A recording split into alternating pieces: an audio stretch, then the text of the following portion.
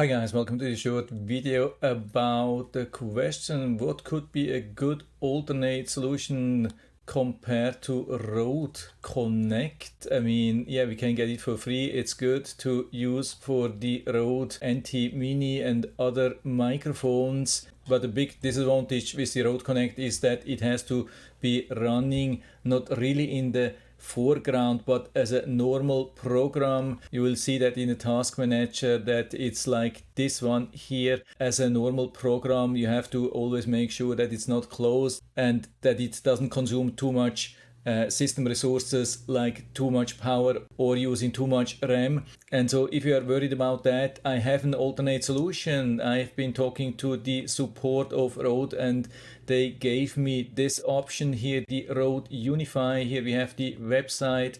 That's the thing, and for me it looks like it's doing pretty much the same or even actually a little bit more. We have even more options, and actually we have all the same options also, like the channel assignment, everything. We can use the noise gate compressor and everything from the DSP, the digital sound processor. And the really awesome thing is that we can really close it, and then it asks if we want to really close it or if we want to have it running in the background. So I can click on this one here, and so we can see there is no open program anymore. It is really just running here in the background and using only very minimal resources. So this could be an awesome option if you're worried about having to run all the time a software in the foreground just to have access to the DSP or manage the audio channels. Definitely an awesome solution.